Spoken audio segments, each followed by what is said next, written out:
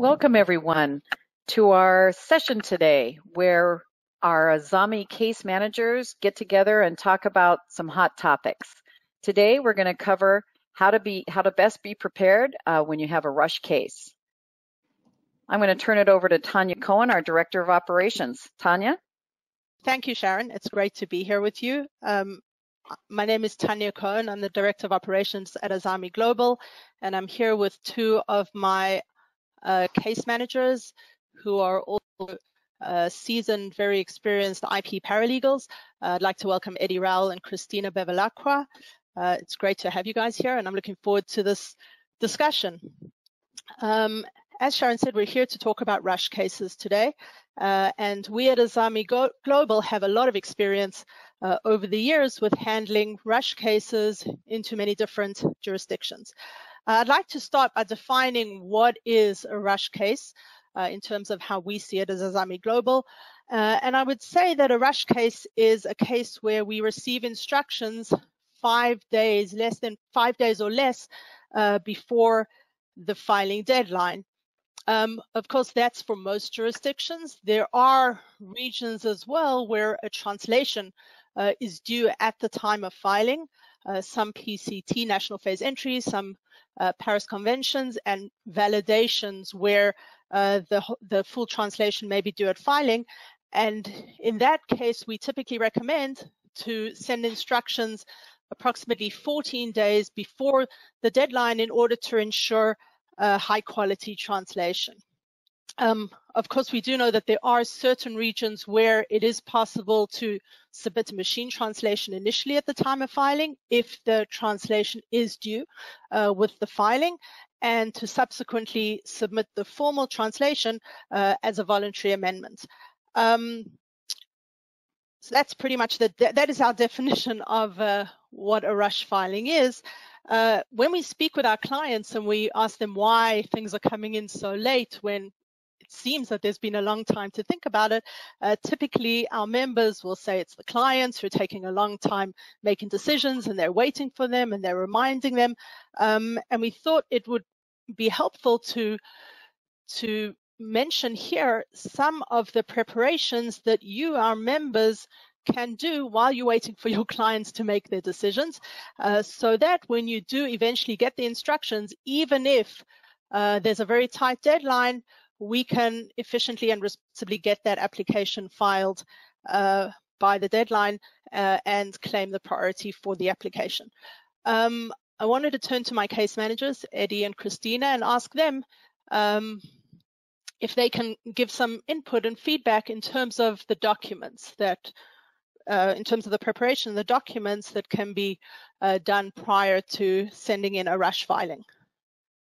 Thanks, Tanya. I think probably the key documents to prepare for a rush filing would be sending in a Word version in an English translation, as most regions will require that pretty early on in the filing. The second thing we definitely need are the filing particulars, and that includes any priority data as well as full applicant information, meaning the applicant name and address, and full inventor details, meaning their names, mailing addresses, and usually nationality and or citizenship. Having that information lined up at the beginning of the filing before we even initiate foreign counsel really helps the process run a little bit more smoothly. If there are formal documents that you have set up already and ready to go, that's great, but and while we always strive to turn around those documents to you as quickly as possible from foreign counsel, please understand that the priority is always on getting that application filed. So if we have to file the application without formal documents, sometimes that just happens. Understanding, of course, that there are sometimes late fees associated with the late filing of those formal documents. Thanks, Christina. Very interesting. So on the one hand, we do want to get the documents in on time. On the other hand, there is a provision made in many of the jurisdictions that the documents can be filed subsequent to the application. And what we wouldn't be wanting to do as Azami Global is to be waiting for the documents to come in and at the same time jeopardize the priority claim on the application. Eddie, anything you'd like to add? Okay, I'll jump in. Thank you. Well, it varies, always varies between, region through regions. Regions requiring documents that are absolutely needed at the time of filing. And a lot of these regions documents can be filed, after. So, and critical regions, let's say the U.S., where, there's extra fees that will be included if declarations aren't filed, with the applications. Sometimes we have a lot of clients that, prepare these documents ahead of time and they submit it to us, when the filings are urgent. So that way it eliminates any additional fees that could be incurred, when you're filing in such a short time.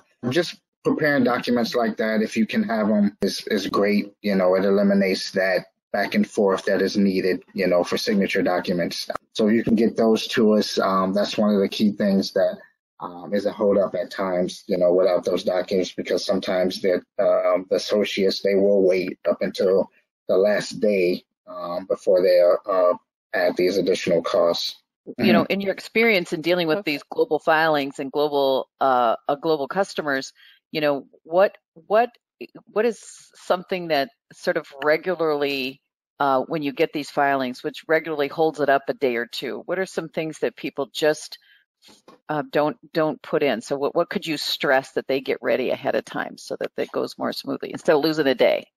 A lot of the times, like Christina said, it's usually the Word version of the application.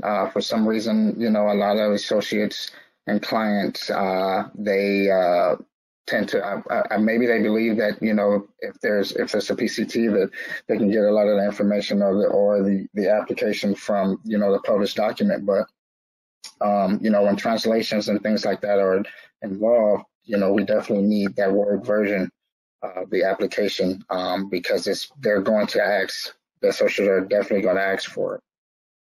And I'd add to that. I would add to that like in India specifically, I would say nationality of inventors. That is actually a critical piece of information that very frequently will hold up my filings in that region. So the nationality or citizenship of the inventors is actually something that just send it in with the filing. It's just so easy to just send it in when you instruct, so that that's not holding up the whole filing process.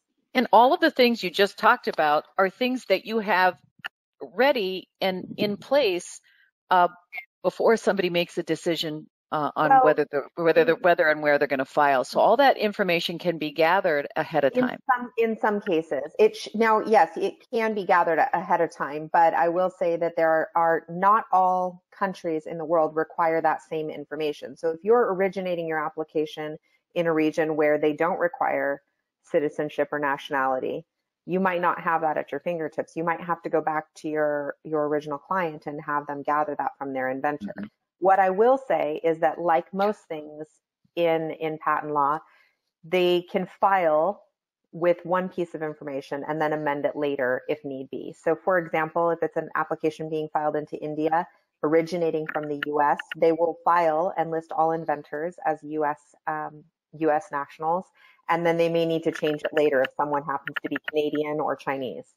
So they can change it. It just might cost the client money later to file a voluntary amendment. So that's, I guess, the name of the game is to try and save the client money, but understanding that, that if we can't do it, we can't do it. Yeah. So, and I also think, and I also think that, if you're thinking about how best to get yourself set up for success, maybe one of the things you can do as a paralegal or IP professional, working with a client is to gather that information, even if they haven't decided if they're going to file or where they're going to file their national entries. They can at least gather that information and avoid those costs. I think that's a really good point. I'd like to mention something else, and that is applications that are not originally in the English language. Very often we'll get rush filings of applications which originate in German and Spanish, and either they're filing into regions where an English translation may actually be required at the time of filing, or they will be translating that application into other languages. One thing I think that if you are anticipating that you're going to be filing your application into English-speaking where a translation is required, you could prepare an English translation ahead of time. At Azami Global, we also are able to prepare English translations, but if that is prepared ahead of time, and as Christina said, in a Word document form, it'll make the process of filing both into English-speaking countries and into countries which afterwards will require a translation into another language much easier and more efficient. I'd like to continue with the question of key decisions. What would you say are the key decisions that a client can make prior to sending in the instructions for a rush filing? I would say probably the biggest key decision would be whether or not they intend to file with formal documents. If they know in advance that their client just won't be able to file with those formal docs, it's nice for them to just tell us that at the outset so that we can instruct the foreign associates, hey, just go ahead and file this application. We're not going to be able to turn around formal documents at this time. That way there isn't any lag time whatsoever, and the foreign associate has as much time as possible to get the application filed. It's always nice, like I said, it's always nice to get the formal docs filed with the application, but again, if it's a rush filing, that might not be possible. So that might be one key decision to make. I think that's probably the biggest one, is formal documents. Just to add, I think another key critical is, if they know in the regions that is possible to let us know if they're going to do request for examination at the time of filing. I think sometimes, we are asked, by a lot of different regions that, if they want to file requests at the time of filing. So if they have that information available in the beginning, it kind of eliminates some steps as well.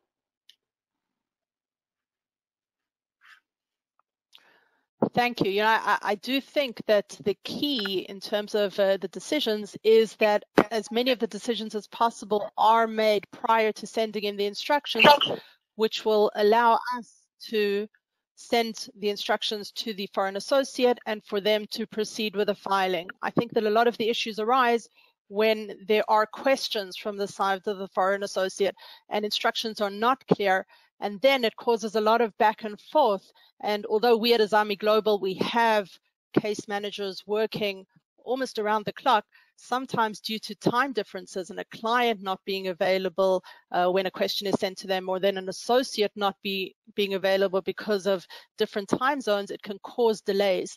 So as much as all the information could be there from the get-go at the time that the instructions are sent in, I think that it's a smoother process. Thank you. I think one of the key aspects, especially when we're dealing with a rush filing, is the communication that happens. And obviously there's a communication between our members and your clients in terms of managing expectations, in terms of getting the information that's required, in terms of making sure that everything is in place for this rush filing. And then, of course, there's the communication of our clients to us at Azami Global. And the more comprehensive and the smoother that communication can be, the better it is, obviously, in order to get the application filed on time. Eddie and Christina, anything you guys would like to add here in terms of the communication and how best to communicate with us at Azami Global?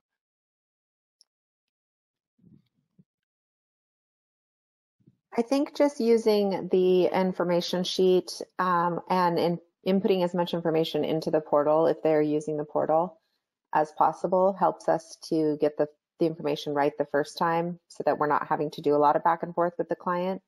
It streamlines the process. Right. So we've seen, there are a lot of firms who have their own forms that they'll send in. And some clients will just send it in email format, and that typically leads to information getting missed out.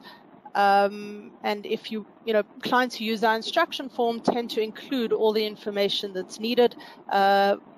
and that again enables us to get the associates everything that's needed in order to file the application.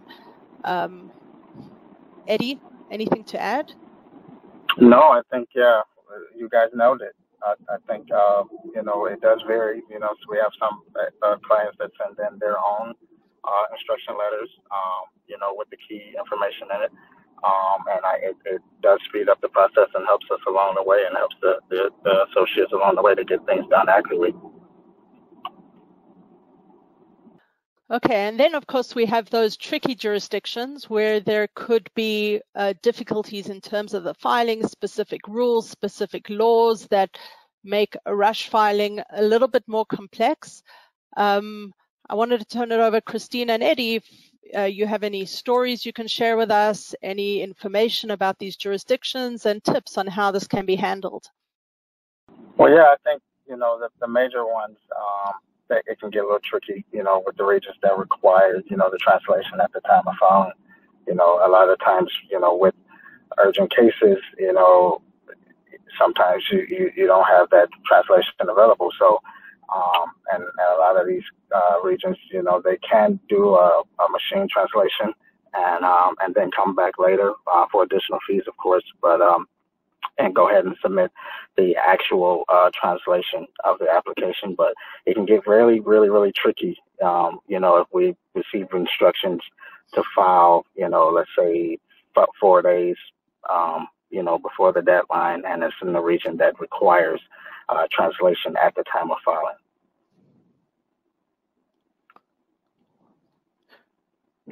Thanks, Eddie. Anything you'd like to add, Christina, in terms of other challenges in certain regions? No, I think that's it. Just the translations are the big deal. Occasionally we'll run into regions that require formal documents, but that's a rarity. Those are definitely the exceptions. And in those regions, if we don't think that the filing will be possible for whatever reason, we always do let the client know at the time they send in the request for estimate, so they know at the outset. Right. We wouldn't want to accept a filing that we think we wouldn't be able to deliver on, and we do therefore review all instructions that come in to make sure that we are able to get those instructions out to the foreign associates and get the applications timely filed. I am thinking that there are some, Christina mentioned it a little bit, and it is few, and the regions where it's required are few and far between, but there are regions where a POA may be due at filing.